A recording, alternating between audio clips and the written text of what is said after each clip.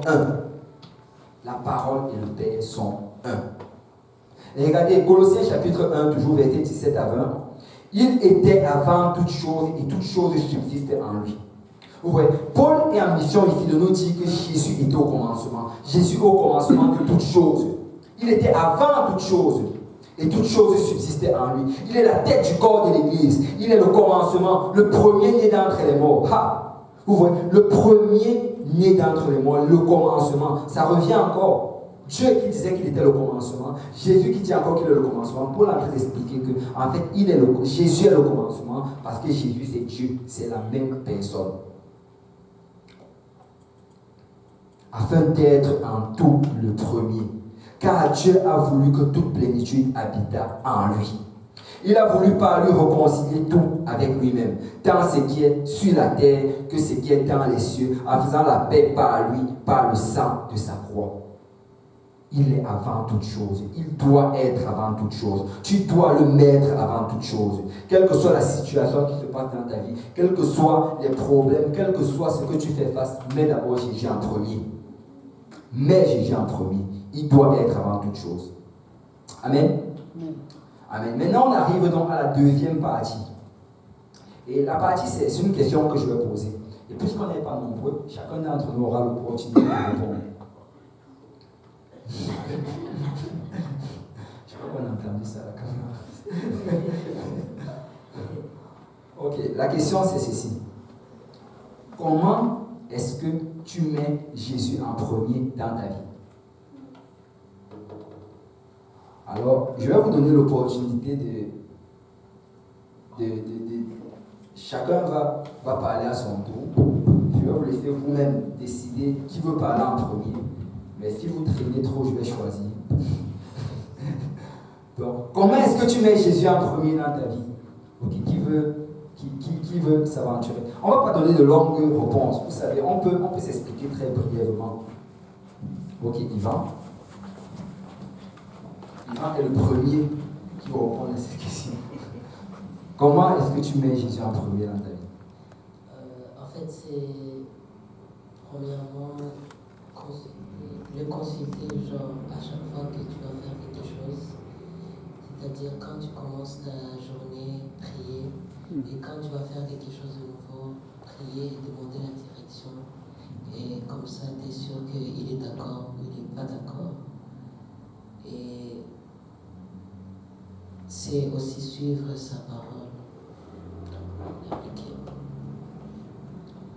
Non, tu dis, c'est le mettre en premier, pas la prière. C'est-à-dire, tu commences ta journée. Et ça, c'est un bon point, en fait. Pour mettre vraiment Jésus en premier dans ta vie, la première chose que tu dois faire le matin quand tu te réveilles, c'est prier. Vous savez, nous ne sommes pas tous du matin. Je sais qu'il y a certaines personnes qui, le matin, ça prend plusieurs cafés avant qu'ils se réveillent. Et il va traîner, même dans le métro, il va dormir jusqu'à l'école. Et ce n'est qu'à l'heure du petit déjeuner, ou bien à la pause du midi, qu'il va vraiment se réveiller. C'est là que sa journée commence. Mais vous savez, ces personnes-là, en fait, ils doivent chercher le meilleur moment dans la journée pour passer le temps avec le Seigneur. Peut-être en rentrant de l'école, tu passes 1 heure avec le Seigneur, mais malgré le fait que tu choisis ce moment-là pour le donner au Seigneur, quand tu te lèves le matin, même à moitié endormi, là, remercie d'abord le Seigneur, reconnais-le d'abord en premier. Amen. Parce que tu dois le mettre en premier. Il doit toujours être en premier, en toutes choses. Avant de faire les choses, demande toujours au Seigneur. Et même si tu as déjà prié par rapport à une situation dans le passé, et que la même situation se reproduit encore, retourne-toi encore vers le Seigneur et demande encore. Parce que nous devons toujours le mettre en premier. Nous ne devons rien faire en fait sans demander au Seigneur. Absolument. En fait, les choses que tu peux vraiment faire sans demander au Seigneur, ce sont les choses qui sont déjà établies dans la parole de Dieu. Si une chose est dite claire et nette dans la parole de Dieu, tu n'as pas besoin de remettre ça en question. Tu l'appliques tout simplement. Amen. Mais si c'est quelque chose que tu as des doutes par rapport à ça, ou bien que tu ne sais pas, demande toujours au Seigneur. Demande. Si ce n'est pas établi, net, clair dans la parole de Dieu, il faut toujours que tu la demandes au Seigneur. Ne prends jamais quelque chose pour acquis en te disant que, ok, ça fait du sens. Demande au Seigneur. Amen. Amen. Ok, il y a la sœur Johanna. Et ça, elle va répondre à ma deuxième question. C'est ça, parce qu'il y a plusieurs questions. Comment est-ce que, sœur Johanna, tu mets le Seigneur en premier dans ta vie quand tu traverses des persécutions? Je vais un exemple. Si par exemple, quelqu'un à l'église, ou bien, oui, quelqu'un à l'église commence à faire du commérage contre toi, ou bien même quelqu'un dans ta famille commence à raconter des mensonges à ton sujet, comment est-ce que tu mets le Seigneur en premier?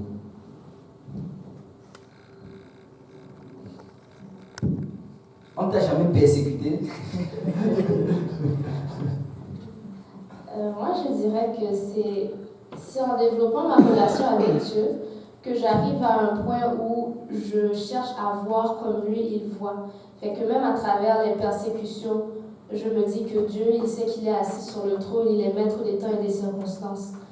Donc, c'est ça qui m'aide à aller à travers de cela. Et si ce sont des gens qui font du commérage, bon, vu que je cherche à ressembler à Dieu, je vais chercher à aimer comme lui.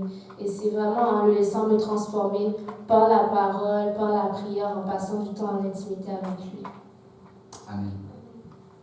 Amen. C'est ça en fait. Comment tu vas mettre Dieu en premier quand tu traverses des persécutions? C'est de d'abord regarder vers le Seigneur.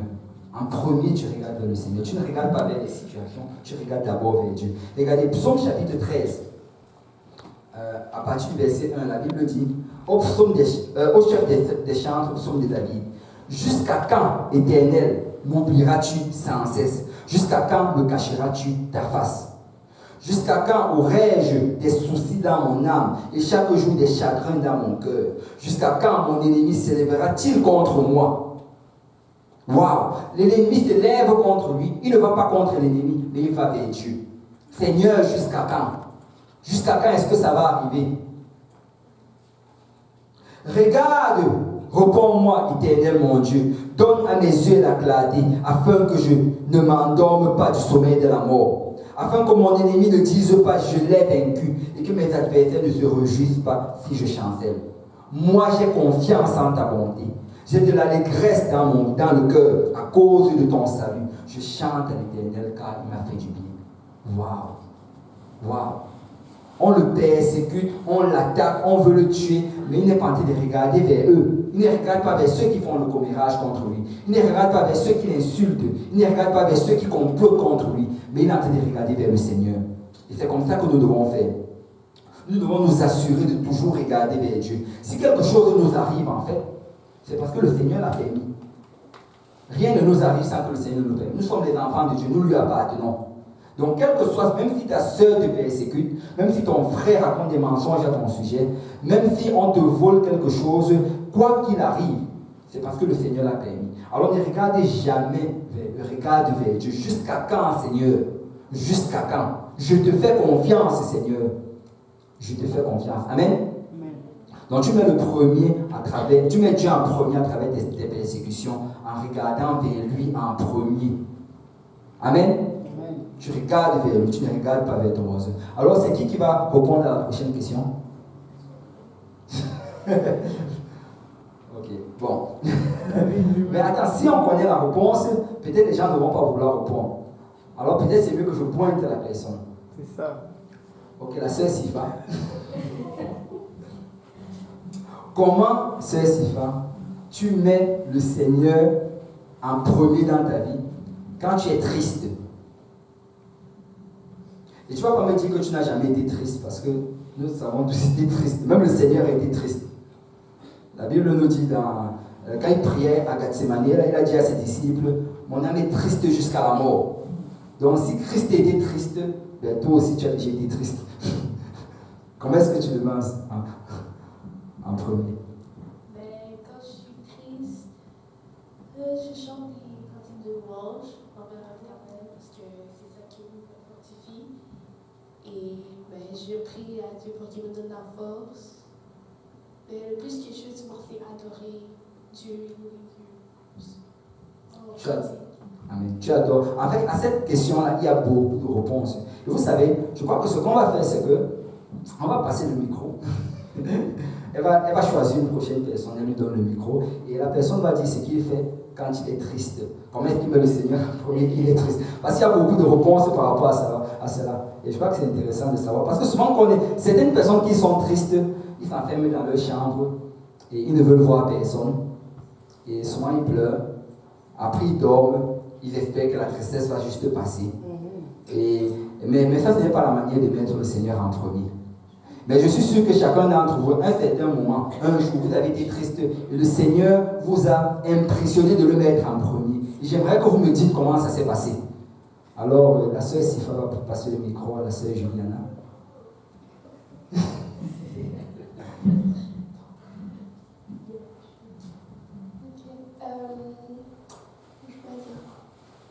C'est vrai qu'en fait, tu as raison. Quand tu dis que, par exemple, parfois, on a tendance à se rester dans sa chambre, s'éloigner de tout le monde.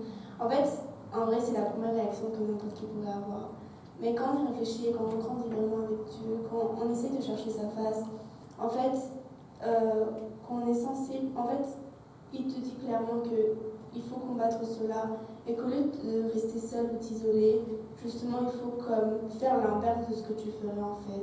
C'est-à-dire, au lieu de rester seul, même si tu as envie de rester seul, non, essayer d'aller voir justement les personnes, même si c'est chercher quelqu'un pour prier, quelqu'un pour qui, même si la personne en face ne sait pas forcément ta situation, essayer de prier avec la personne pour que dans la prière tu sois fortifié. Et puis, par exemple, même quand on est à l'église, parfois quand on est triste, on a tendance à se laisser morfondre et on ne veut pas louer par exemple. C'est la première chose que pour moi je remarque, c'est que j'ai vraiment du mal à louer quand ça ne va pas. Et en fait c'est justement l'inverse. Même dans les moments de tristesse, là où tu vas vraiment pas louer, c'est là où tu dois louer, parce que c'est là où le Seigneur vraiment il regarde ta réaction en fait. C'est vraiment important de voir, être sensible vraiment à ça. Amen. Amen. C'est une bonne réponse. En fait, c'est ça. Il faut faire déjà le contraire.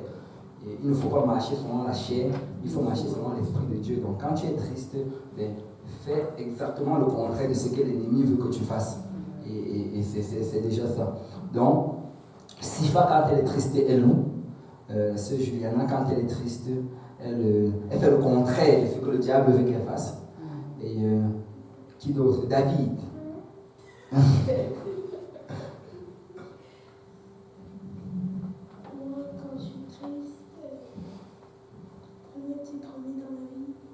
Je prie. Amen. Prier, c'est toujours la bonne réponse. C'est sûr. Amen. C'est ça. Quand tu es triste, tu pries. Et ceux qui sont là-bas derrière, frère David, est-ce que tu peux, parce qu'il y a des gens qui se cachent derrière la caméra là-bas. Choisis un des deux. Oui, moi quand je suis triste, je loue. Et j'évangélise et puis j'essaie de... En tout cas, moi, mon truc, c'est que si je suis triste, c'est parce que le diable essaie de me rendre triste. Et donc, pour le rendre triste, il faut que j'appelle beaucoup d'âmes et que j'exhorte ou j'amène plus de gens à l'église. Donc, quand je suis triste, j'essaie de faire plus et je sais que ça va partir. Amen. Par rapport à la tristesse, premièrement, il faut adorer le Seigneur parce qu'il est toujours assis sur son trône en tout temps et rien ne t'arrive sans que le Seigneur ne le permette. Donc, en sachant que le Seigneur est assis sur le trône et il sait tout ce qui se passe, nous devons juste lui rendre gloire et l'adorer en tout temps et prier pour notre situation et remettre tout entre les mains du Seigneur. C'est ça. Amen. Et c'est ça, quand tu es triste, là, vous avez donné la plupart des réponses en fait. Toutes les réponses étaient bonnes. Et c'est ça en fait qu'il faut faire. Quand tu es triste, la première des choses d'abord, c'est de prier.